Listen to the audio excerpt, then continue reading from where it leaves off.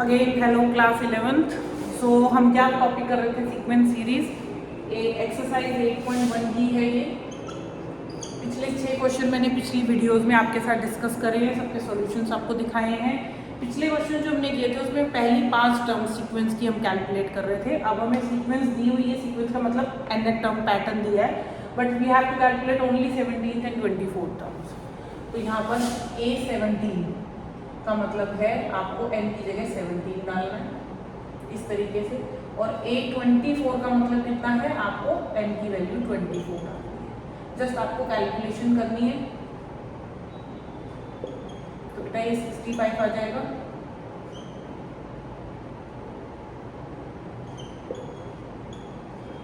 ठीक है, तो ये दो टर्म्स आपको कैलकुलेट करनी है। क्वेश्चन नंबर 8 देखिए, n टर्म दी हुई है n² डिवाइडेड बाय 2n, और यहाँ पर आपको 7th टर्म कैलकुलेट करनी है सिर्फ। तो A7 का मतलब हुआ 7 की पावर 2 डिवाइड बाय 2 की पावर 7। तो 7 की पावर 2 का मतलब 7 × 7, और 2 की पावर 7 का मतलब कितना होगा, 2 की पावर 5 32 होता है, तो 32 × 4।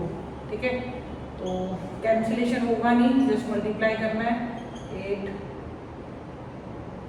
128। ठीक है, तो ये डायरेक्ट 128 लिख सकते हो आप इसको। कैंसिल होंगे नहीं क्योंकि ऊपर ऑड नंबर आ रहा है, नीचे इवन है, इतना ही छोड़ देना है हमें। 9th क्वेश्चन देखिए। 9 में an की वैल्यू दी है -1 की पावर n-1 और साथ में n की पावर 3, और यहाँ हमें A9 टर्म कैलकुलेट करना है। 9th टर्म हमसे पूछी सीक्वेंस में, तो हम n की जगह पे क्या डालेंगे, 9 -1 की पावर कितनी हो जाएगी, 8, क्योंकि n-1 था। n की जगह 9 डाला, होल पावर कितनी होगी, 3। ठीक है, सो -1 की पावर अगर इवन है तो वो पॉजिटिव हो जाएगा, और 9 × 9 × 9, तो ये 81 × 9 हो गया, 729 आंसर। इसी तरह से 10th क्वेश्चन देखिए। an = n(n-2) divided by n+3, और यहाँ पर A20 कैलकुलेट करना है। तो यहाँ पर हम n की जगह क्या सब्स्टिट्यूट करेंगे, 20। सो 20 × 18 n-2 था, और ये हो जाएगा आपका 23। ठीक है, यहाँ पर भी कैंसिल नहीं होंगे, तो इसीलिए 360 डिवाइडेड बाय 23। ठीक है, मिक्स फ्रैक्शन में छोड़ सकते हैं या फिर ऐसे ही छोड़ सकते हैं। सो हमने 10 क्वेश्चन एक्सरसाइज 8.1 के डिस्कस किए हैं, और मैंने अपनी इसी चैप्टर की जो पहली वीडियो है पार्ट 1, उसमें मैंने क्वेश्चन नंबर 14 भी आपके साथ डिस्कस कर दिया है। That was question 14। एक स्पेशल काइंड की सीक्वेंस होती है, और उसी सीक्वेंस के अंदर हम प्रीवियस टर्म्स का भी इस्तेमाल करते हैं। मतलब इन क्वेश्चन में आप देख रहे हो कि n टर्म का ही इस्तेमाल करते चले जा रहे हैं। n टर्म का जो फॉर्मूला दिया, बस उसी में वैल्यूज, डिफरेंट वैल्यूज निकल रही है। बट उसमें क्या होता है कि अगर आपको 17 टर्म चाहिए तो कई बार हमें 16 या 15 टर्म का भी इस्तेमाल करना पड़ता है, क्योंकि पैटर्न ही कुछ इस तरीके का होता है। ठीक है, तो 14th मैंने अपनी पार्ट 1 की जो इंट्रोडक्शन वीडियो है उसके अंदर मैंने डिस्कस किया है। 11, 12 एंड 13 में अभी आपके साथ डिस्कस कर रही हूँ। देखिए, then your exercise number 1 will be done. तो जो क्वेश्चन नंबर 11, इसके अंदर आपको फर्स्ट 5 टर्म्स कैलकुलेट करनी है, और इसमें भी प्रीवियस टर्म्स यूज होंगी। इसलिए क्वेश्चन में A1 की वैल्यू दी हुई है, और An का फॉर्मूला है an-1 + 2।